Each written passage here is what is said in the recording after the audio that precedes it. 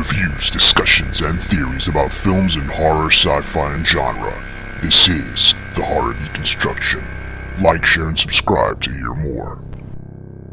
What's up, everybody? It's The Horror Deconstruction. You can find us on Instagram, Facebook, but most likely on YouTube is where you're watching us. Hey, we've been doing this for a while, so why not give us a like, a share, and subscribe. Let people know that you like the show. We're pathetic. We've been here forever, and nobody listens to us. So, fuck it. Anyway, with your host, Komp and... Today's film is...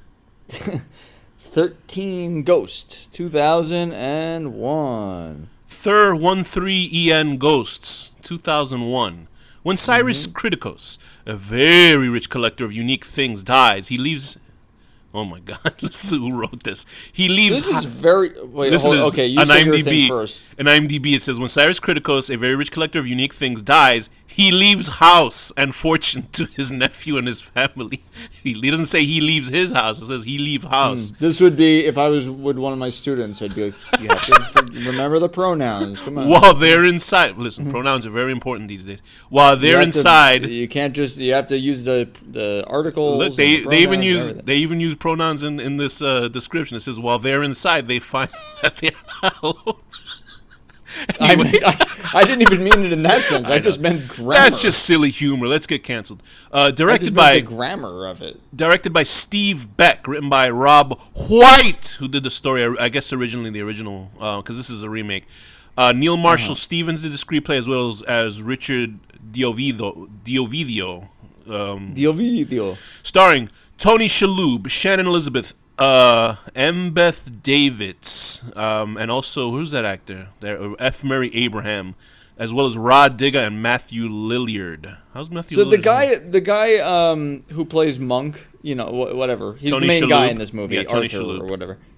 He apparently, and he's in Galaxy Quest and everything. Apparently, he was in Addams Family Values, and I'm looking at his. I cannot picture who he is. It's saying Jorge. I guess maybe that might be like a random family member they had or something. Yeah, it took a while for Tony Shalhoub was one of those actors where he probably still is, but he's one of those those guys actors where you see him in everything, and he hit. Really, I only know him from fucking Monk. That like a show my mom used I didn't watch it, it, but I know he was in Men in Black. I remember he played one of those creepy characters. His eyes were going in two different directions. I remember him being in the trailer and like sticking out. But he's one of those good actors that like you. Oh yeah, like I've seen that guy before. But he can if he held down his own show, which is something that all actors kind of want to do, which is interesting. Yeah. I mean, which is important for them.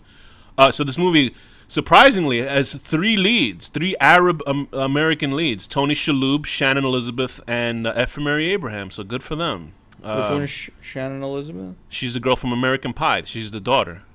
American Pie, the last... She's super hot. Oh, my God. American Pie, the last American booby movie that came out, right? That's the last movie that they allow, like, boobies kind of comedy movie? Like, in the mainstream? Well, it was very, what was it called? Pudgies? No. What was the fucking one about the... Porkies? Porkies, that's it. Yeah. Pudgies is completely different. That sounds like a gay porn about bears, like big fat guys. No, Pudgies was the name of a chicken place in New York. Was it? I've never heard of that.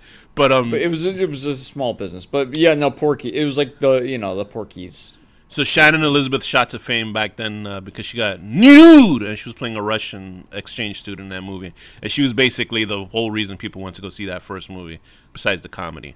And I remember watching something also where there was a show on TLC or some sort of like home makeover network where they try to fix her clothing, like, to change her dress style, and she was being like a total diva about it, and the hosts were like, whoa. So it was like one of those kind of like, uh-oh.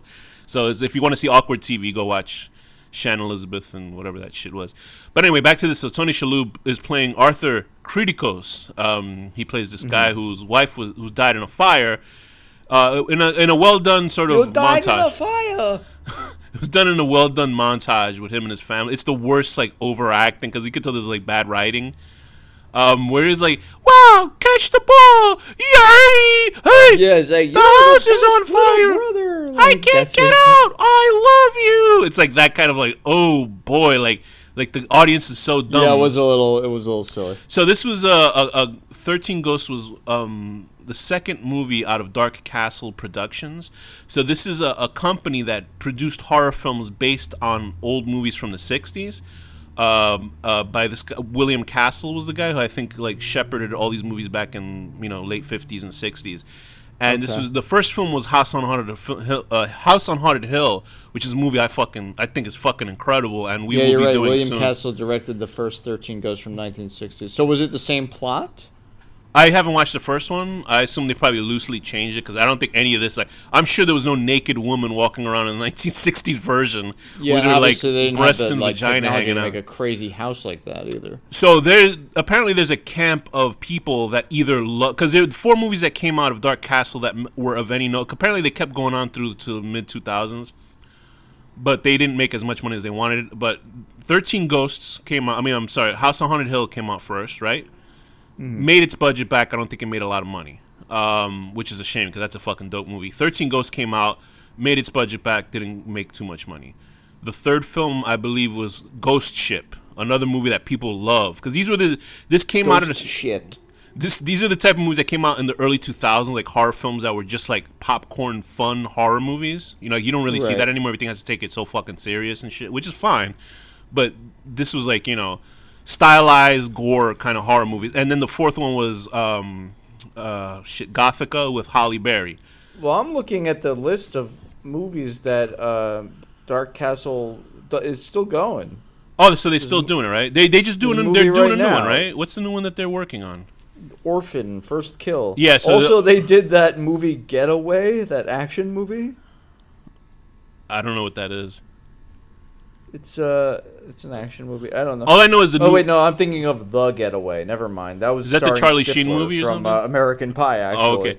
So The Rock. So Dark Castle, the new Orphan film, is I guess they're trying to emulate now. They're trying to emulate what is his name? Blumhouse. Well, Orphan is a Spanish movie, isn't it? No. Yeah, no. It's by the guy who did that fucking. No. This is different. Orphan is the one about the young girl who is actually, spoilers, an adult who's trapped in a child's body. I understand, but it was by Jaime Colette Serra, the guy who did fucking. He did some movies we reviewed. Okay, like, I'm positive. But the new one is gonna take the actress who for Orphan First Kill is gonna be like a prequel, and they're gonna de-age her to look like she was 9 years old, because she's like about 15. She's got to be 20 now or something. But anyway, I don't like that. So yeah, Dark Castle did House of Wax. Oh yeah, House of Wax was another big movie of theirs. I don't know if it made the money, but House of Wax is the one where they like. I don't give a shit about Paris Hilton. But it was the first time I sort of felt bad for her because the whole tagline was like, "Hey, you hate Paris Hilton? Watch her die in this movie." Like that's what they sold. They really sold the movie like that. And I was like, Jesus Christ! I was like, that's kind of sucks. She's the one that put on that persona. I mean, yeah. Not her real.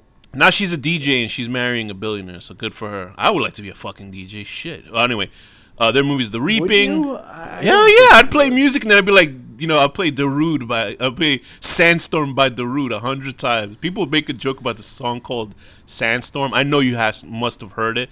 I used to play that. I don't think I did, and I don't want to. When I was in college, I would play it my friend and I would play it every single day while we're driving. It was pathetic, but it was a great song. So they produced also Rock and Roll, a movie people like. Ninja Assassin was horrible. Hey, remember when you and I saw Ninja Assassin and I was making jokes and the guy sitting next to me told me to shut the fuck up and you gave me the most awkward look? I don't remember this at all. We were at a theater, we saw Ninja Assassin, and this guy was like, "Can you just shut the fuck up?" And I was like, and you and I looked at each other and you gave me this look like you were so embarrassed for me, and I was just sitting there stewing. And then as soon as I don't remember at all. Soon as the movie finished, he ran out of there because he thought I was going to pull his head off. I wasn't going to do anything. But they also produced Splice, the movie we saw about the guy who fucks that alien lady. Guy falls in love with his horrible alien monster. Yeah, she looked very. I don't know how you can get your dick hard for that. But people got their things for them. The Losers was like a pre-Marvel like DC action film I saw parts of it was pretty cool, but they kind of. Let's talk about. Let's go back to 13 Ghosts. So, 13 Ghosts is a film that people they're in camps of either 13 Ghosts or House on Haunted Hill. I fucking love House on Haunted Hill. Or they like Ghost Ship. This director Steve Beck, I think he only directed these two movies. He directed 13 Ghosts and Ghost Ship, and then he like left, and now he does sculpture artwork because he was like behind the scenes like a special effects guy, and I think he's a decent director. I haven't seen Ghost Ship, but people love Ghost Ship because in Ghost Ship, the opening of Ghost Ship. Based on my one thing I've seen. I don't know if I'd agree with. Oh no, you know what I mean. Like it's not like Yui Bowl, like House of the Fucking Dead. It's not like stupid people just standing there. Like there's some movement to the screen. Like Yeah. But I guess you're right with that opening. Like I love you, yay! Like that kind of shit is annoying. Like it's the worst. Yeah, but this is pod racing. yeah. But in the Ghost Ship, there was the opening had like a steel wire that severs a whole bunch of people in half and kills them all in this ship, like a wiring, and people love that scene. So this film does not have that type of thing in it. My problem with the 13 Ghosts. Here's my problem with 13 Ghosts. I don't know where the fuck anybody is in this house. I don't know what this house looks like. The whole movie is like, you know how Cube is one room, right? They use the same room, but they made you believe it was different rooms with lighting, right? They could they'll go through a hole in the wall and then they're in another room that's like red instead of blue or something. By the way, there's a Japanese remake of Cube that we got to check out. Ooh, it just came out. It just came out last year. Is it a remake of the first one? I don't know. Maybe it's or is it a sequel? No, I think it's a remake. It's like a total ground up remake. But in this, like, they'll go, okay, let's go to this room, and it's like it all looks the same. It's all weird Sanskrit writing, like some weird writing on it, and then they're like, Latin. They don't know if you're going upstairs. You don't know if you're going downstairs. You have no fucking idea where you are. I do gotta say though, the production design of the house is really cool. Outside, yes, the production design is great, but I have no idea where anybody is. Everything looks beautiful. The inside, the way the walls look, like there's like a room of toys in it. There's a bathroom that looks dope. I don't know where the fuck anybody is, and I'd like to know where people are. Like The Shining, we knew where people were. You know what I mean? We knew where the room was and what people did and shit like that. This, you don't know what's going on. It looks like if they did the same thing with Cube, where they just had the same room. My problem with this movie is there's only so many times that you can cut with a dramatic sound effect to a flash of a ghost. That was my biggest problem. It must have happened 70 times. Back in the day, that was my biggest problem with this movie because I didn't watch the full movie out because I worked at a movie theater. And then it'll show a ghost. It's like, I get it, but like, and the ghosts don't do anything. Oh, it's constant. Out of all the ghosts, only maybe 2 ghosts do anything. So let's track back. The Juggernaut guy did some stuff. Yeah, that was it. So at the beginning of the film, there is and the people jackal. chasing. There's people chasing. The giant ghost, whatever they call the fucking. Yeah, the Juggernaut guy. Is that what it is? Yeah, the Juggernaut. So the Juggernaut is like a. There's the Juggernaut and the guy with the thing on his head, the big box on his head. That was the jackal. Yeah, I think that was a woman, but I can't be. I might be wrong. But I don't know. So anyway, these people at an abandoned a car place. You know, when they destroy cars and shit like that. And they're junkyard. Thank you. They're trying to capture this ghost or something, and Arthur Criticos was played by F. Murray Abraham. My friend and I at the time were at the job. We would always laugh because F. Murray Abraham, when he's insulting his nephew, he goes, "You loser!" And we would just say that every time to each other, "You loser! You loser!" And anyway, but F. Murray Abraham is like an excellent actor. He's sort of like Ben Kingsley, you know, like a really high class actor who will be in dog shit movies. He's good at being a fucking asshole. He is. He's always in dog shit movies, but he's so good that you're like, oh, okay. No wonder they call this a dog shit movie. Yeah, I didn't say that this was dog shit, but go ahead. Talk a little about his uncle Criticos. His uncle Cyrus. He is just a megalomaniac piece of shit who hunts ghosts, and I guess you find out later well, you kind of find out in the beginning too, but you don't really understand that he enslaves their spirits for the purposes of basically gaining power to see into the future and the past and all this shit. Was there a reason why he the uncle faked his death? So he can give the house to his son, to his uncle, his nephew. And so he had to lower them in there, I guess. He had to do a whole thing where he had to put prosthetics on his necks, put his blood on him, and have Matthew. Like, why was it important for Matthew? Why would it be important for Matthew? It's a gap in the writing because unless maybe if they made it significant that the person who wields the power has to have one of their blood sacrifice themselves, then it could be okay, well then it has to be his nephew. It makes sense, but I don't think it said anything like that. He just got his nephew because his nephew is nice. Apparently the uncle, Cyrus, the bad guy, he is in that Moon Knight show now, which I haven't seen. Yeah, he plays like a god or something in it. He plays Khonshu. Yeah, Khonshu is like the spirit ghost that leads him. Yeah, I know literally nothing about Moon Knight. He's like an 8-foot like skeleton with a bird face. It looks cool. Anyway, okay, but that's my thing too. Is just like he faked his death, right? All those other people were dead, right? Like, right. Are they going to call an ambulance to come in? All he had to do was send out a wire saying he had a heart attack. You know what I mean? There was no point for him to fake his death in that place other than the audience, us at home, seeing his character dead. Matthew Lillard, he didn't know he was going to come back. There's no significance of him doing it, period, unless there's a significance of his nephew being the person, which they did not say to my knowledge. He could have just told his nephew, hey, I'm giving you this house because I'm building another house. You didn't have to do all that bullshit, because I think I wanted like a reveal of him being a ghost and stuff, because you do see him later and you think he's a ghost. Yeah, no, for the audience's sake, it was surprising. But yeah, so like you said, it doesn't make sense for the character within the world. And like the other lady, because I could understand. Also, what was the deal with the lady? The turncoat? Army of Darkness, apparently. I didn't even recognize her. Yeah, the one that's, trying to stop him and free the spirits. But then I get her character. It's a stretch. It's a stretch of trusting this character. Like, she had to gain the trust of that guy she was working with. I forgot why, because she needed the books off of him, the spirit books.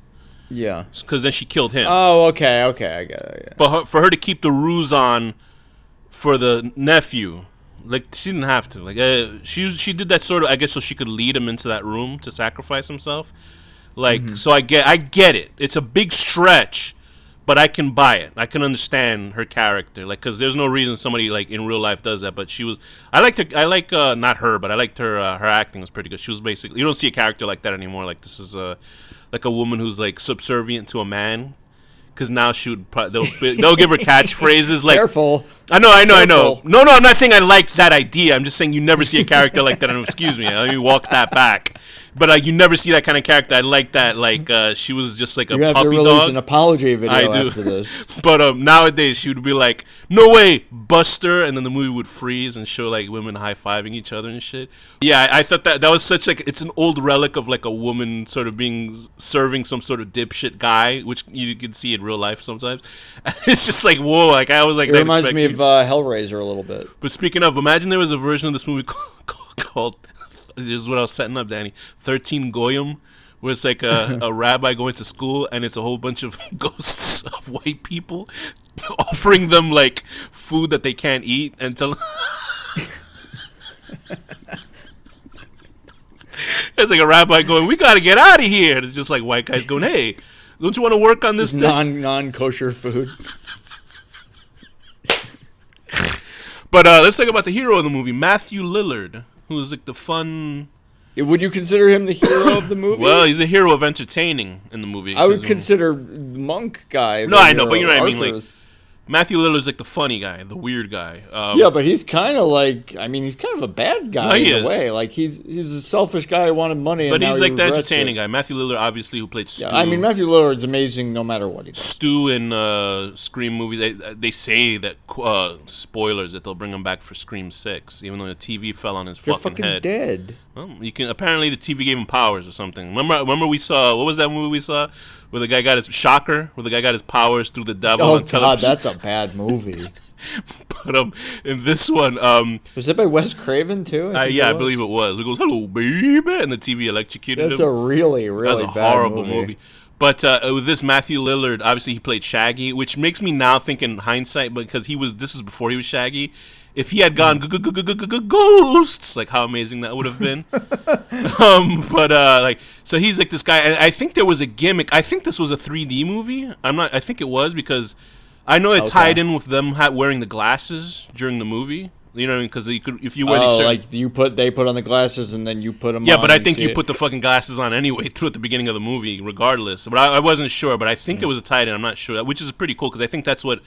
I think the original 13 Ghosts was like that. Like they gave you red and green glasses, and the ghosts. Certain scenes were shot, and this was pretty dope because William Castle used to do these weird red gimmicks. And blue. Whatever, red and blue. Excuse me. And are you colorblind? I can't fly a plane. You said something in the last episode where you called something that was blue green. Well, what is green really? Anyway, so back then in the original version, you would put on the glass because it was a black and white movie. The way that the film was shot. I don't know how it looked in real time, but when you'd watch the movie in the 50s or the 60s, when you put on the glasses, the ghost would appear on screen, and when you took them off, you couldn't see the ghosts anymore, which is fucking that's fucking dope. And here, they're like relying on these goofy special effects, which is that's what annoyed me the most about this film back then. Why I didn't watch it back then is that the ghosts would like. Oh, is this why you're gonna talk about Halle Berry? Were you thinking of Gothica? Yeah, I said that already. We talked about that earlier with did ghost you say shit. that? Oh, yes. I'm sorry. But with I don't this, listen to you when you it talk. did that corny ghost shit where we're like, and it'll be like cheap edits of a ghost like screaming at camera, and I'm like, what is this shit? Like, what is that? That's not scary. Well, It does it so much. yeah, it's so because it's like it's so overkill. I can imagine somebody. I bet if you lined up all the like cutaways to clips of Ghost and put all of them together, it's probably like a solid like 10 minutes. It is. Because it's like stuff that doesn't. There's like ghosts that don't do anything in the film. You know what I mean? There's like the ghosts that I thought that was pretty dope. The ghosts all have pretty interesting designs. Aesthetically, I liked the torso. That's the only one where I was like, yeah, I like the torso because the one. torso That was cool. actually an actor who had no legs. The baby and the mom annoyed the fuck out of me. They looked at the movie for 3 seconds.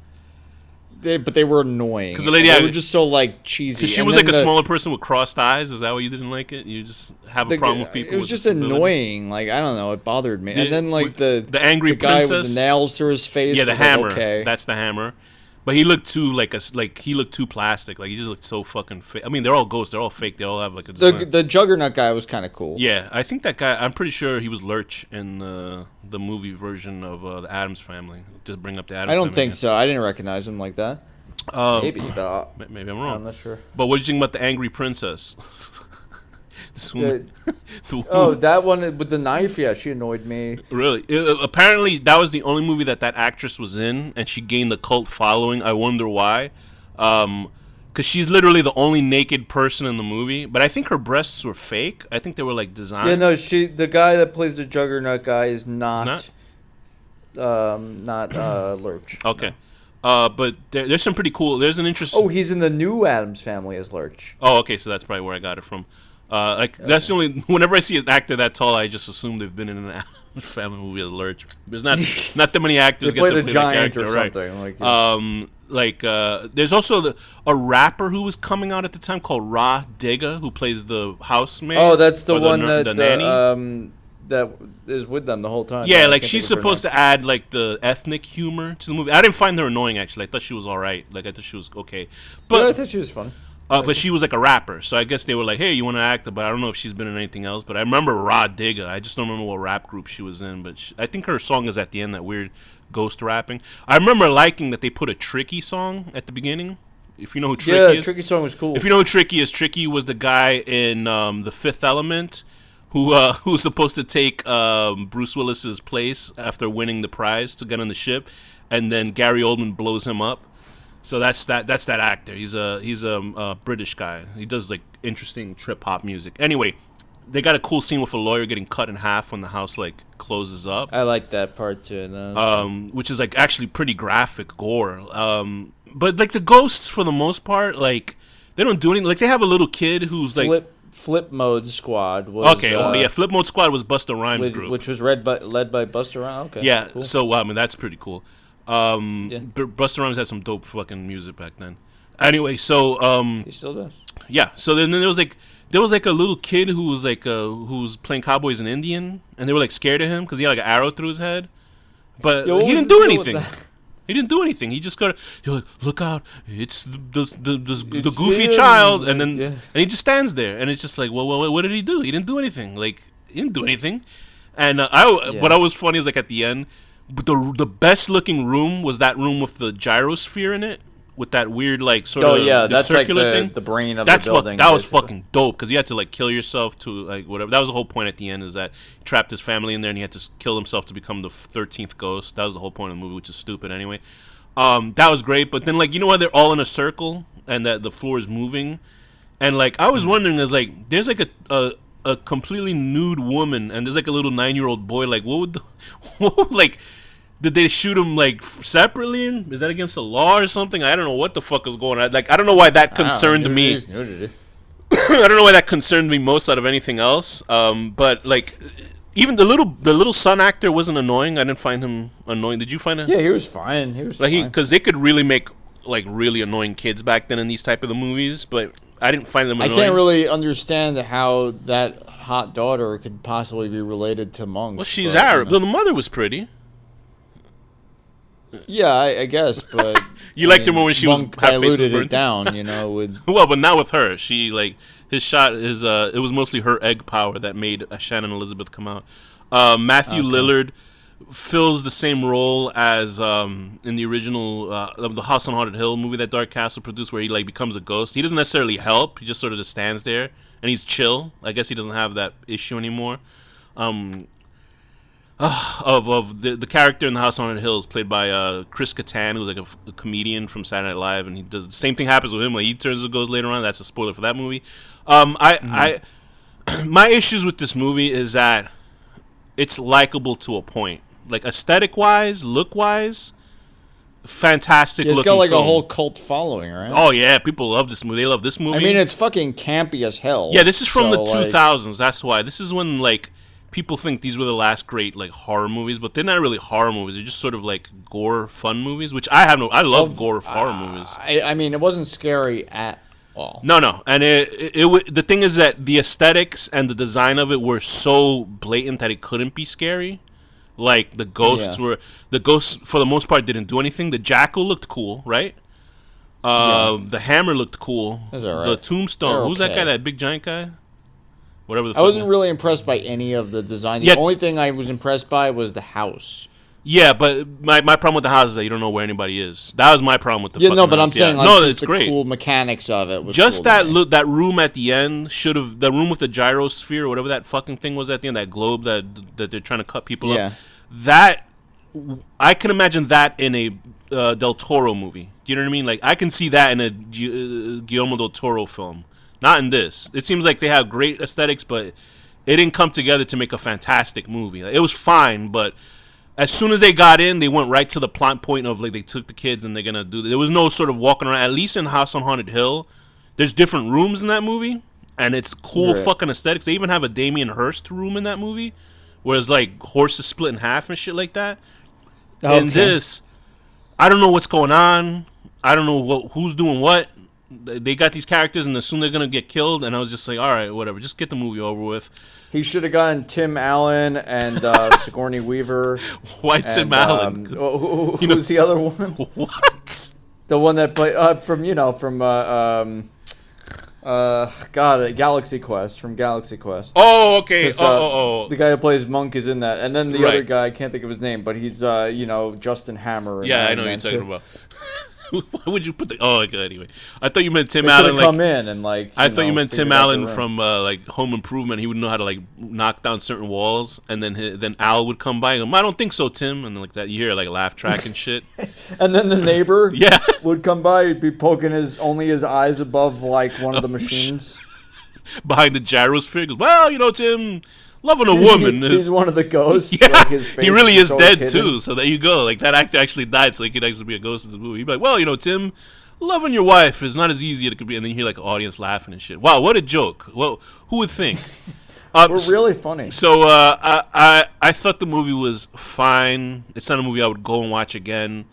Aesthetically, I don't understand like why it's got a cult following. I get it, it's campy, but it's like this movie needed this sort of feeling. This movie needed more deaths. It needed more ghosts killing people as opposed to that fucking a single. Yeah, for sure, it needed more ghost killing people.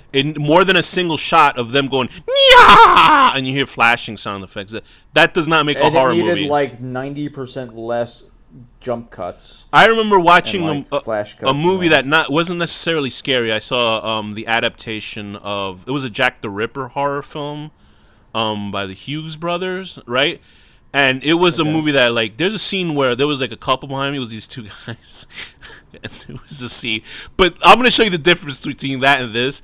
In that movie, I don't know what it starred Johnny Depp, the guy who got his wife shit in his bed, and oh, I've heard of him. And in that movie, there's a horse carriage, and there's like I guess they had like a mechanism for stairs to come off the carriage, and it went like that. And this guy behind me was like, oh! and he jumped out of his seat, so scared of fucking stairs coming down from a carriage. In this movie, there's nothing scary about it like that. You'll see like a kid's face with an arrow through his head, and go, shh, shh, and I was like, what the fuck? Like that's stupid. The only thing that I thought that was any amount of creepiness is when they talk about the human torso, because you see this guy without a fucking. They digitally removed his head. And you just see this torso moving, and you're screaming. I was like, "Oh fuck!" Like, that was the only time I was like, "You like that." Other than that, this isn't a scary movie. It's almost comedic, in a way, because it's so doofy. I get scared by horror. Sorry for this screeching noise, by the way. That's a clothesline outside my house. It's not me doing it. Yeah, I don't get scared by horror movies in general, but like this was really, really not scary. But I mean, I get Matthew Lillard's fun and. The cast is all lovable. I understand that, but it's a mildly disappointing movie that with the way that it looks. Like even like a movie like what was that movie we saw with the spaceship that was like haunted by hell or something like that? Like that. Why was I gonna say Executive Decision with Lawrence Fishburne and a whole bunch of other actors? I know exactly what you're fucking talking about. I just can't think of it. Sam Neill. Yeah, fucking hell. How do we not look that up? But that movie, go look that up while I'm talking this. That movie had great aesthetics and it pulled it off, even though it wasn't completely 100% like Event Horizon. Event Horizon wasn't completely 100% fantastic for people. I love that movie. I thought it was great. I mean, it's campy, but it's fun. It uses its aesthetics correctly. This movie does not use its aesthetics correctly. It's using it assuming people would be scared of somebody in makeup. I'm not scared of somebody in fucking makeup. It's not scary. It abused the camera cutting so much. If the movie was just the torso and then and who's that other guy, the jackal running around, I'd love that. Yeah. If they called it Two Ghosts and it was just those two, I'd be great. But other than that, this movie is not as great as I thought it would be. I never thought it would be great, but people love the movie, so I'm sure we're gonna get shit for it. I didn't expect it to be great. What rating would you give 13 Ghosts 2001? 2001, wow. Do you think like no, I'm not even gonna say it. Go ahead. I give it you think two buildings fell down after this movie was made, before or after? Because then maybe this is what caused it. That's what I was gonna say. They probably saw this movie and said, "Well, this is the pinnacle of cinema. Time to destroy America." That's not very funny. Time to destroy the Western world. Yeah. Oof. What a horrible joke that was. Go ahead, Danny. I know. I'm sorry. I give it a 6 out of 10. Appearing to your son and to your son with a horrible burn marks all over you to remind him of your hideous death. But then you find out later that you actually have the power to not do that. Yeah, what was that called? The Withered Lover? She was called? Yeah, you have the power to not do that. No, I think until she was free. When she was free, then she could look normal again.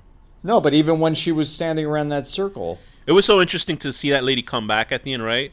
And she was shot in slow motion. Her family's like 10 feet away from her. Like, wouldn't you be like, oh my God, like, and run to her to embrace her? And they just sort of sit there, yay. And you hear that like bad voiceover, I love you guys. And I was like, what? What the hell is that? Like, I'd be like, oh my God, I have so much to say to you, honey. I love you. I love you. They were like, oh, okay. Goodbye, honey. Goodbye. Bye. Like, it's just, it'd be fun if he used the book to enslave her and kept the ghost.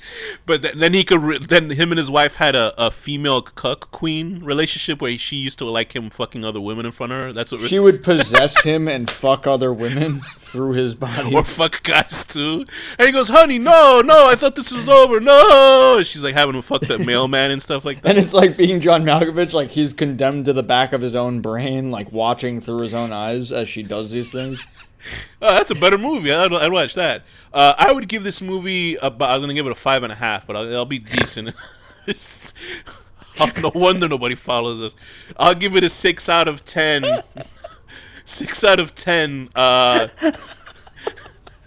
Running away from a 9-year-old boy with an arrow in his head who apparently does nothing. And with that, Danny, what's the final word? Being John Malkovich. Yeah, as long as we keep doing this dumb show, at least as long as we laugh, then I'm okay with it.